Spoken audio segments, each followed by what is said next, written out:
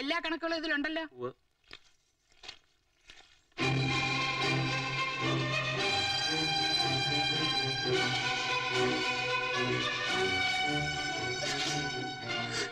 നീ എന്തായി കാണിക്കുന്നത്? ശീലമില്ലാത്ത പണി ചെയ്യാണോ? ജോലിക്കാരെയൊക്കെ പിരിച്ചുവിട്ടു. ആര്? അയ്യോ, എങ്കിൽ വൃത്തിയായിട്ട് തുടച്ചോളൂ. അരുമൂലയൊക്കെ ചേർത്ത് വളരെ ശ്രദ്ധിച്ചു വേണം. ആന്റിയെ ദേഷ്യം പിടിപ്പിക്കരുത് കേട്ടോ. വരുന്നേ, തുടച്ചോളൂ തുടച്ചോളൂ. ഈ കണക്കുകൾ മുഴുവൻ തെറ്റാ. എത്ര ശ്രമിച്ചിട്ടും എനിക്ക് ടാലി ചെയ്യാൻ പറ്റുന്നില്ല. 12 ലക്ഷം രൂപയുടെ കുറവാ കാണുന്നത്. ഈ ക്യാഷ് എവിടെ പോയെന്ന് എനിക്ക് ഉടനെ അറിയണം. ഏയ്, കുറച്ച് ഷോർട്ടേജ്. ഒരു 12 ലക്ഷം. അനാവശ്യമായി കാശ് കളയുമ്പോ ഓർക്കണം, എന്റെ അനിയത്തിയുടെ കല്യാണം, അവളുടെ സ്ത്രീധനം. എന്തായിരുന്നു കാശ് ചെലവാക്കാൻ ഒരു ഉത്സാഹം? അതൊക്കെ എന്റെ സ്വന്തം കാശാ. ഇത്രയും കാലം എനിക്ക് കിട്ടിയ എന്റെ ശമ്പളത്തിൽ നിന്ന് സ്വരൂപിച്ചെടുത്തത്. പണം ചെലവായതൊക്കെ നിന്റെ ആർഭാടത്തിന് വേണ്ടിയാ. നീ വാങ്ങിക്കുട്ടിയ സാരികൾക്കും ചെരുപ്പുകൾക്കും ആഭരണങ്ങൾക്കും അറിയോ? അത് ശരി. അപ്പൊ കമ്പനിയെ വെട്ടിച്ച് ഭാര്യ എണീച്ചൊരുക്കായിരുന്നല്ലേ? ഇങ്ങോട്ട് മാറിയില്ലടി. അഴിക്കടി ആഭരണങ്ങളൊക്കെ. എടി അഴിക്കാൻ.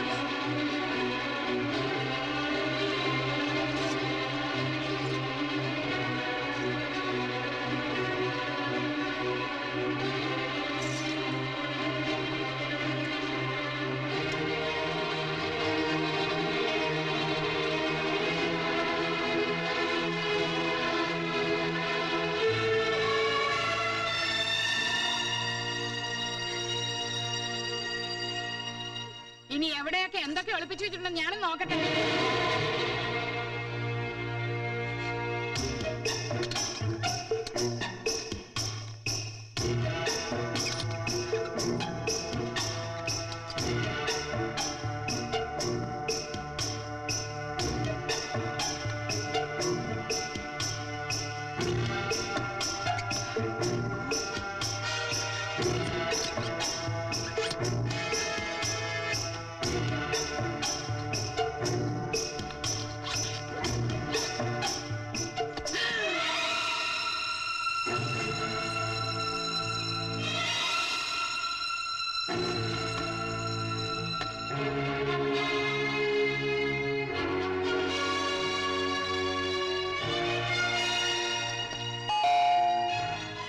ആരോ വന്നെന്ന് തോന്നുന്നു.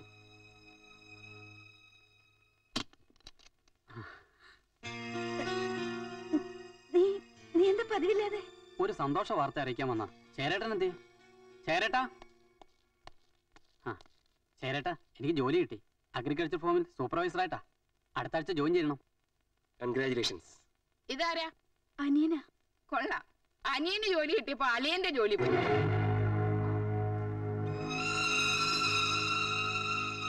വർഷങ്ങളായി എന്റെ കമ്പനിയിലെ വിശ്വസ്ത സേവകരായിരുന്നു ശേഖരനും ഉമ്മന്റെ അച്ഛൻ മാധവനും. ശേഖരൻ പെണ്ണ് കെട്ടിയ ശേഷം ഭാര്യയുടെ ആർഭാടത്തിനായി ചെലവഴിച്ച തുക എത്രയാണെന്ന് അറിയാമോ? കണക്കിൽ 12 ലക്ഷം. കണക്കില്ലാതെ എത്രയാണെന്ന് ആർക്കറിയാം? ഇവര് പറയുന്നൊക്കെ സത്യമാണ്. കോടീശ്വരനായി അഭിനയിച്ചതിനേക്കാൾ ഒന്നുമില്ലാത്തവനാണെന്ന് പറയാമായിരുന്നില്ലേ? കോടിക്കണക്കിന് സ്വത്ത് എനിക്കുണ്ടായിരുന്നെങ്കിൽ ഒരു കോടീശ്വരിയെ ഞാൻ കല്യാണം കഴിക്കുമായിരുന്നില്ലേ? ഇനി ഇവിടെ ഒന്ന് സ്മാർട്ട് ആവണ്ട. എനിക്ക് ശേഖരൻകുട്ടിയോടുള്ള വിശ്വാസം നഷ്ടപ്പെട്ട സ്ഥിതിക്ക് നിങ്ങൾ ഈ നിമിഷം ഇവിടെ നിന്ന് ഇറങ്ങണം. ബിസിനസ് അത് നിനക്കറിയാലോ. കണക്കുകൾ കൃത്യമായി ബോധ്യപ്പെടുത്തിയില്ലെങ്കിൽ നിനക്കെതിരെ ഞാൻ ലീഗൽ ആക്ഷൻ എടുക്കും. ഒരു ആന്റി ഇല്ല. ഇപ്പൊ ഇവിടെ ഇറങ്ങിക്കണം.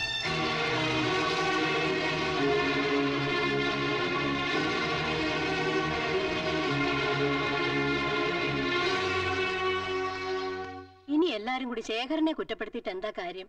എല്ലാം ശേഖരന്റേതാണെന്ന് തെറ്റിദ്ധരിച്ചത് നമ്മളല്ലേ? ആ അമേരിക്കക്കാര് കേസ് കൊടുക്കും മുമ്പ് കടങ്ങൾ വീട്ടണം. അതിനെന്താ ഒരു വഴി? ഞാൻ നോക്കിയിട്ട് ഒരു വഴിയും കാണുന്നില്ല. ഈ അവസ്ഥയിൽ കടം ചോദിക്കുന്നത് തന്നെ മോശ. ശേഖരേട്ടാ, അന്നെന്നെ ഏൽപ്പിച്ച 3 ലക്ഷം രൂപ ഞാൻ വിശാലാന്റി ഏൽപ്പിച്ചിരുന്നു. അത് തിരിച്ചു കിട്ടും. എനിക്ക് തോന്നുന്നില്ല. ഞാൻ കൊടുത്ത രൂപയല്ലേ? ശേഖരേട്ടൻ എന്റെ ഒപ്പം വന്നാ മതി. ഞാൻ ചോദിച്ചോളാം. ചേച്ചി, ഇതെല്ലാം എനിക്ക് ശേഖരേട്ടൻ വാങ്ങി തന്നല്ലേ. എല്ലാം വിട്ടോളൂ.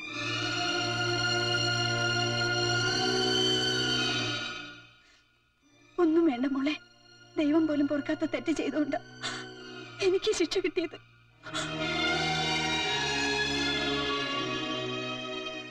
നിനക്ക് സ്ത്രീധനം കൊടുക്കാൻ തന്ന രൂപ എടുത്താ ഞാൻ ഇവർക്ക് പലിശയ്ക്ക് കൊടുത്തത്. ആരെന്തൊക്കെ പറഞ്ഞാലും ഞാൻ അതൊന്നും വിശ്വസിക്കാൻ പാടില്ലായിരുന്നു. നിന്നെ ഇത്രയൊക്കെ ദ്രോഹിച്ചിട്ടും ഈ ചേച്ചിയോട് നിനക്ക് വെറുപ്പില്ലേ? എന്റെ ചേച്ചി എനിക്ക് ചേച്ചി അല്ലാതാവില്ലല്ലോ. പ്രഭാവതിയുടെ പ്രഭയൊക്കെ തീർന്നു. ഇപ്പൊ വെറും പതിയായി. എന്തായിരുന്നു പത്രാസ്? എന്തായിരുന്നു അവളുടെ ഭാവം? ഒരു കൊച്ചമ്മ തമ്പുരാട്ടി ചമഞ്ഞ് നടക്കുകയല്ലായിരുന്നോ? അമ്മേ, ഇനി നമ്മളോട് വല്ല സഹായം ചോദിക്കുവോ? അതിന് നമ്മുടെ കയ്യിലൊന്നും ഇല്ലല്ലോ. ആകെ പാപ്പറടിച്ചിരിക്കുകയാണെന്ന് പറഞ്ഞാ പോരെ. 100 ആയിസ ഇപ്പൊ പറഞ്ഞ് നാക്കെടുത്തതേ ഉള്ളൂ. എന്താ ശരംകുട്ടി, കാർ എടുത്തില്ലേ? ജോലിയൊക്കെ പോയ വിവരം അമ്മ അറിഞ്ഞില്ലേ? ഓ, ഞാനതങ്ങ് മറന്നേ പോയി. ബസ്സിലാണോ വന്നത്? ഷോ, പ്രഭാവതിക്ക് നല്ല ക്ഷീണം കാണും. ബസ് യാത്രയൊക്കെ കുറെ കാലമായിട്ട് ശീലമില്ലാത്തതല്ലേ. വരൂ വരൂ, അകത്തേക്ക് വരൂ. എന്റെ മോന്റെ വിവാഹത്തിന് പ്രസംഗവും കൂത്തുമായിട്ട് നടന്നപ്പോ എത്ര പേരെ ഞാൻ മുതലാളിയായിട്ട് ഇൻട്രൊഡ്യൂസ് ചെയ്തത്. ഇപ്പൊ തൊഴിലാളി പോലും അല്ലെന്ന് അറിഞ്ഞപ്പോ ഛേ, മോശമായിപ്പോയി. അല്ല, എന്താ പ്രത്യേകിച്ച്? നിങ്ങളുടെ കുത്തുവാക്ക് കേൾക്കാൻ വന്നതല്ല, ഞാൻ തന്ന രൂപ മടക്കി വാങ്ങാനാ. ഏത് രൂപ? എന്ത് രൂപ? ആര് തന്നു? കള്ളം പറയരുത്. കള്ളം പറഞ്ഞും തട്ടിപ്പും വെട്ടിപ്പും നടത്തിയും ജീവിച്ചത് നിങ്ങളല്ലേ. എരന്ന് തിന്നുന്നവനെ തുറന്നു തിന്നുന്ന സ്വഭാവം എനിക്കില്ല. ശേഖരേട്ടാ, ഞാൻ ഇവർക്ക് 3 ലക്ഷം രൂപ കൊടുത്തതാ. 1 വർഷം കൊണ്ട് ഇരട്ടിയാക്കി തിരിച്ചു തരാമെന്ന് പറഞ്ഞ വാങ്ങിയത്. ജീവിക്കാൻ നേരെ നിവൃത്തിയില്ലെങ്കിലേ 10 200 തന്ന് ഞാൻ സഹായിക്കാം. ലക്ഷങ്ങൾ വെറുതെ തരാൻ എന്റെ അടുത്തില്ല. ഞങ്ങൾ നിങ്ങളുടെ അവതാരത്തിന് വന്നതല്ല, വാങ്ങിച്ച രൂപ തന്നേ പറ്റൂ. ഇനി പ്രശ്നങ്ങൾ ഉണ്ടാക്കാനാണ് ഭാവമെങ്കിലേ ഞാൻ പോലീസിൽ കംപ്ലൈന്റ് ചെയ്യും. ഒരു വെട്ടിപ്പ് കേസ് ഉള്ളതുകൊണ്ട് അകത്തൊക്കെ എളുപ്പമുണ്ട്. നിർത്ത്. എന്റെ ഭാര്യ നിങ്ങളെ കാശ് ഏൽപ്പിച്ചിട്ടുണ്ടെങ്കിൽ അത് മടക്കി വാങ്ങാൻ എനിക്കറിയാം. വാങ്ങിച്ചോ? ഇപ്പൊ മനസ്സിലായില്ലേ? ശേഖരൻകുട്ടിക്ക് പണമുണ്ടെങ്കിൽ പ്രഭാവതിക്ക് ഇവരുടെയൊക്കെ മുമ്പിൽ സ്വർണ്ണവില്ല, അല്ലെങ്കിൽ വെറും പുല്ലുവില്ല. നീ വാ. അവനോട് ആ പ്രഭാവതിയെ പറ്റിച്ച് കുറച്ച് രൂപയുണ്ടാക്കിയ സന്തോഷത്തില്ല നിങ്ങളുടെ അമ്മയും പെങ്ങളും. ഈ അമ്മ എപ്പോഴും ഇങ്ങനെയാ, മോൾ അടുത്തുണ്ടായാലും എന്നെ വിളിക്കൂ. നീ എവിടെയായിരുന്നു ഇതുവരെ? ഒന്ന് ഉറക്ക വിളി കേട്ടെന്ന് കരുതി നിന്റെ വായിലെ മുത്തൊന്നും താഴെ വീഴില്ലല്ലോ. എനിക്കൊരു നല്ല കാപ്പി വേണം. ആ, എനിക്ക് ചായ മതി, നല്ല ചൂട് വേണം. ചായയും കാപ്പി മാറി മാറി എടുക്കാൻ ഇതെന്താ ഹോട്ടലാ? എന്തുപറ്റി? നീ അമ്മയോടും പെങ്ങളോടും പറഞ്ഞേരെ എന്റെ സ്വഭാവം മാറ്റരുതെന്ന്. എടീ, കാര്യം അവരെന്റെ അമ്മയും പെങ്ങളുവാ. അവരെനിക്ക് ശരിക്കും അറിയാം. നീ ഇങ്ങനെ നിന്നു കൊടുത്താ അവര് രണ്ടുപേരും കൂടി നിന്റെ തലയിൽ കയറി നിരങ്ങും. അതുകൊണ്ട് എന്റെ മോള് നോക്കിയും കണ്ടൊക്കെ നിന്നാ മതി. അമ്മയ്ക്ക് ഷുഗറിന്റെ അസുഖം വരാതെ നോക്കണ്ടേ? പഞ്ചസാര വേണ്ട. ഞാനിപ്പൊ പാറപ്പുറത്തിരുന്നാലും കാശ. അത്ര നല്ല സമയ, രാജയോഗമല്ലേ. ഇപ്പൊ തന്നെ വെറുതെ കിട്ടിയ 3 ലക്ഷം രൂപ നിന്റെ പേരിൽ ഫിക്സഡ് ഡെപ്പോസിറ്റ് ഇടാൻ പോവുക. ഇതെന്താ ഒരു കപ്പ്? എനിക്കില്ലേ? ഭർത്താവിന്റെ അമ്മയെ പരിചരിക്കാം, അത് നാട്ടുനടപ്പ്. പെങ്ങളെ കൂടി പരിചരിക്കണമെന്ന് വെച്ചാ തളർവാദം ഒന്നും പിടിച്ചിട്ടില്ലല്ലോ. നല്ല ചക്ക പോലെയല്ലേ ഇരിക്കുന്നത്. തന്നെ അങ്ങെടുത്ത് കുടിച്ചാ മതി. എന്താ മധുരായിട്ടില്ലേ? അമ്മയ്ക്ക് ഷുഗറാണെന്നാ ചേട്ടൻ പറഞ്ഞത്. ഷുഗർ നിന്റെ അമ്മയ്ക്കാടി. മോളെ രേണു, നിന്റെ അമ്മയ്ക്ക് എറിഞ്ഞൊടിക്കാനായി നിന്റെ അച്ഛൻ വാങ്ങിക്കൊടുത്ത ഒരുപാട് പാത്രങ്ങൾ ഇവിടെ കാണും. വെറുതെ ഇരിക്കുകയാണെങ്കിൽ ഇതൊക്കെ തൂത്ത് വൃത്തിയാക്കിക്കോ. ഇല്ലെങ്കിൽ ഈ പൊട്ടിച്ചിതറിയ ചില്ലൊക്കെ നിന്റെ അമ്മയുടെ കാലിൽ തന്നെ കുത്തി കയറും. അത് പിന്നെ നിനക്കൊരു ജോലിയായി തീരും. ഹലോ, ഞാനാ ശേഖരൻകുട്ടി. എന്ത് വേണം? കമ്പനിന്ന് കാശ് വെട്ടിച്ച കേസിൽ എന്നെ പോലീസ് ചോദ്യം ചെയ്തു. മറ്റേ 3 ലക്ഷത്തിന്റെ കാര്യം എനിക്ക് പറയേണ്ടി വന്നു. പോലീസ് അവിടെ എത്തുമെന്ന് ഉറപ്പാ. പണം അവിടെ ഇരിപ്പുണ്ടെങ്കിൽ ഉടനെ മാറ്റിക്കൂ, അല്ലെങ്കിൽ തട്ടിപ്പിന് കൂട്ടുനിന്ന് പറഞ്ഞ് നിങ്ങളെ അകത്താക്കും. ശേഖരൻകുട്ടി, അബദ്ധമൊന്നും കാണിക്കരുത്. ഞാൻ രൂപ തന്നേക്കാം. ഇനി എന്റെ കയ്യിൽ തന്ന പ്രശ്നമാവും. ഒരു കാര്യം ചെയ്യും, ദാക്ഷായണി അമ്മയ്ക്ക് കൊടുക്കാൻ ഏൽപ്പിച്ച രൂപയാണ്. ഇനി അത് അവിടെ കൊടുക്കുന്നതാണ് സേഫ്. എന്താ മുഴിവാലായി? ആ കാശ് തിരിച്ചു കൊടുത്തില്ലെങ്കിലേ ചിലപ്പോ കേസും പുക്കാറും ആവും. ചങ്കു, ചങ്കു, ഇയാൾ ഇത് എവിടെ പോയി കിടക്കുന്നത്? ഞാനിവിടെ ഉടനെ ഞാൻ ദാക്ഷായണിയമ്മയുടെ വീട് വരെ പോണം. ഇയാളിത് എവിടെ പോണത്? ദാക്ഷായണിയമ്മയുടെ വീട്ടിലേക്ക്. അയ്യോ, അതല്ല. ആ പ്രഭാവതി തന്ന 3 ലക്ഷം രൂപ അവിടെ കൊണ്ടുപോയി കൊടുക്കണം. ഒന്ന് വേഗം ആവട്ടെ. കാശ് അതെന്റെ ഉണ്ടല്ലോ അല്ലേ?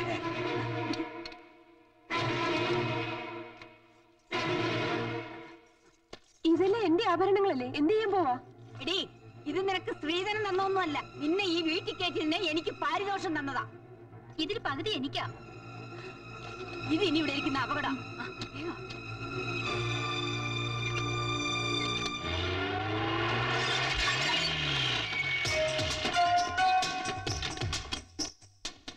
We are from Enforcement Department. ആരാ? എന്താ വേണ്ടേ? ഈ വീടും സെർച്ച് ചെയ്യണം. ഇവിടെ ആവുന്നില്ലല്ലോ. മാറിക്ക്. നിങ്ങളുടെ പേരിൽ ഒരു പരാതി കിട്ടിയിട്ടുണ്ട്. നാഷണൽ എക്സ്പോർട്സിലെ ശേഖരൻകുട്ടിയുടെ കയ്യിൽ നിന്നും 3 ലക്ഷം രൂപ തട്ടിയെടുത്ത ഒരു കംപ്ലൈന്റ്. അതിനെ കുറിച്ചൊന്നും എനിക്കറിഞ്ഞൂടാ. ഇതിലൊന്നും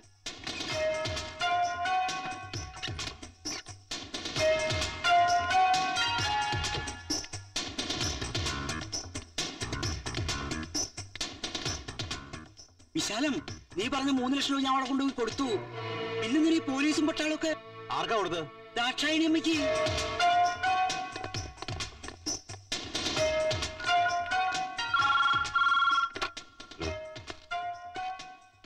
ഓപ്പറേഷൻ സക്സസ്. 3 ലക്ഷം ദാക്ഷായണിയമ്മയുടെ വീട്ടിലെത്തി. Very good, proceed.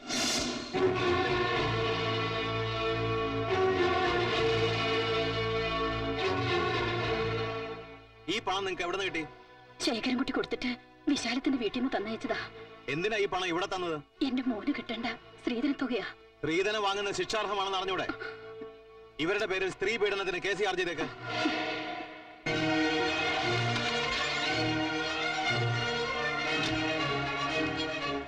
മോനെ രഘു, നീ വന്നറിഞ്ഞ് ഇങ്ങോട്ട് പോന്നതാ. ഒത്തിരി തെറ്റ് ചെയ്തവളാ ഞാൻ. എന്നോട് പൊറുക്കണോ? മക്കൾ രണ്ടാളും എന്റെ കൂടെ വീട്ടിലേക്ക് വരണം. മോളെ, ഇനി നിന്നെ ഞാൻ നുള്ളി നോവിക്ക പോലും ഇല്ല. ഞങ്ങൾ ഈ വഴി വയനാട്ടിലോട്ട് പോവാ. നിങ്ങൾ പോയാ പിന്നെ ഞാൻ കമ്പിയിൽ എണ്ണി നരകിക്കേണ്ടി വരും. ശ്രീധരൻ മേടിച്ച കുറ്റത്തിന് എന്റെ പേര് കേസ് എടുത്തിരിക്കുകയാണ്. നിങ്ങൾ വേണം എന്നെ രക്ഷിക്കാൻ. ടീച്ചറെ, എനിക്ക് മാപ്പ് തന്ന് എന്റെ പിള്ളേരെ എന്നോട് പറഞ്ഞയക്കണം. രഘു, അമ്മയുടെ കണ്ണീര് കണ്ടില്ലേ? അവർക്ക് കുറ്റബോധമുണ്ട്. നിങ്ങൾ അവരോടൊപ്പം കുറച്ചു ദിവസം കഴിഞ്ഞിട്ട് പോയാ മതി. അമ്മ പറഞ്ഞുകൊണ്ട് ഞങ്ങൾ പോവാം. പക്ഷെ വീട്ടിൽ ചെന്നാലേ ഇവരുടെ വിധം ഇനിയും മാറും. അതെ, കോടതിയിൽ നിന്ന് ജാമ്യം കിട്ടാത്ത കേസാ ഈ സ്ത്രീധന പ്രശ്നം. ഒരു 10 കൊല്ലം വരെ കഠിന തടവ് ഉറപ്പാ. മര്യാദക്കിരുന്നാൽ രക്ഷിക്കാൻ ഞങ്ങളൊക്കെ കാണും. ഇല്ലെങ്കിൽ ഗോതമ്പുണ്ടേ നിന്ന് അഴി എന്നേണ്ടി വരും. ഇനി ഞാൻ ഒരു തെറ്റും ചെയ്യൂല. ചെയ്താൽ ഗോതമ്പുണ്ട, അത്ര തന്നെ. എല്ലാം എടുത്തോണ്ട് പോയപ്പം ചിലത്തൊക്കെ സമാധാനായല്ലോ. സ്വയം വരുത്തി വെച്ച വിനയല്ലേ? ഇനി കേസ് നൂലാം മലയാളം വേറെ വരും. നീ എന്നെ പേടിപ്പെടുത്താണോ? ചില ഐശ്വര്യം കെട്ട എണ്ണങ്ങൾ വീട്ടിൽ കാലെടുത്ത് കുത്തിയാ ആ വീട് മുടിയും. ആരാടി ഐശ്വര്യം കെട്ടത്? ഞാനോ? ദേ, എന്നെ എടി പൊടിന്ന് വിളിച്ചാലുണ്ടല്ലോ. നീ എന്ത് ചെയ്യും? നീ കുറച്ചു ദിവസമായി ഞങ്ങളെ തോളത്ത് കയറിയിരുന്ന് ചെവി കടിക്കാൻ തുടങ്ങിട്ട്. കൂടുതൽ വിളഞ്ഞാൽ വെച്ചേക്കില്ല ഞാൻ. അതെ, കൊന്നുകളാരും മടിക്കില്ലെന്ന് എനിക്കറിയാം. അതുകൊണ്ട് കരുതി തന്നെ ജീവിക്കണത്. നിന്നെ കൊല്ലണമെന്നുണ്ടെങ്കിലേ നീ എത്ര കരുതിയിരുന്നാലും ഇരു ചെവി അറിയാതെ നിന്നെ ഇല്ലാതാക്കാൻ എനിക്കറിയാം. എന്റെ മോനെ കൊണ്ട് നിന്നേക്കാൾ കഴിവുള്ള വലിയ ഇടത്തുനിന്ന് കെട്ടിക്കാനും എനിക്കറിയാം. ഇവൾ എന്ത് തെറ്റാ നിങ്ങളോട് ചെയ്തത്? സ്ത്രീധനമായിട്ട് കുറെ എണ്ണി വാങ്ങിച്ചില്ലേ? അതിന്റെ നന്ദി എങ്കിലും കാണിച്ചൂടാ? എണ്ണി വാങ്ങിച്ചൊക്കെ എടുത്തോണ്ട് പോയില്ലേ? വീട്ടിൽ ചെന്ന് കുറച്ചുകൂടെ എടുത്തോണ്ട് വന്നിട്ട് ഇവിടെ നിന്ന് വിലച്ചാ മതി. എന്റെ വീട്ടിൽ നേരം മേടിച്ച കാശിന്റെ പലിശയും കൂടി ചേർത്താ നീയും നിന്റെ പണിയില്ലാത്ത ഭർത്താവ് 3 നേരം വെട്ടി വിഴുങ്ങി ഇവിടെ കഴിയണത്. അങ്ങനെ തന്നെയാണ് ഞാൻ കഴിയുന്നത്.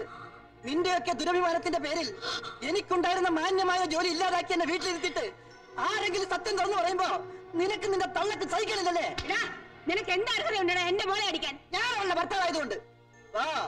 തന്റെ ഉള്ള ഒരു ഭർത്താവിന്റെ നിങ്ങൾക്ക് അറിയില്ലല്ലോ. കൺഗ്രാറ്റുലേഷൻസ്. ഇതുപോലെ ഞാൻ ഇവിടെ കാരണത്ത് കൊടുത്തിരുന്നെങ്കിൽ ഇവള് പണ്ടേ ഒതുങ്ങിയാണ്. അതിന് ഇനിയും സമയം വൈകിട്ടില്ല. എന്നെ എന്റെ മക്കളെയും ഭരിക്കാന്ന് ആരും കരുതണ്ട. നിങ്ങളുടെ മോളുടെ കൈ എന്റെ കരണത്ത് വീണിട്ടുണ്ടെങ്കിൽ ഞാനതിന് പകരം ചോദിക്കും. നോക്കിക്കോ. സ്ത്രീധനം മേടിച്ച കുറ്റത്തിന് ദാശായണിയമ്മ കോടതി വരാന്ത് നിരങ്ങി നടക്കുന്നത് കണ്ടില്ലേ? അതുപോലെ നിങ്ങളും നടക്കും. ഇവിടുന്ന് പിടിച്ചെടുത്ത സ്വർണം മുഴുവൻ എന്നെ പീഡിപ്പിച്ച് വാങ്ങിയതാണെന്ന് കോടതിയിൽ ഞാൻ മൊഴി കൊടുത്തു. എന്റെ കൊക്കില് ജീവനുണ്ടെങ്കിൽ നിങ്ങളെ രണ്ടിനെയും ഞാൻ കമ്പിയിൽ എണ്ണിക്കും. ഇനി എത്ര നല്ല സമയമായാലും രാജയോഗമായാലും ജയില് തന്നെയാ. ശിക്ഷയ്ക്കും വേണം ഉണ്ടാവില്ല.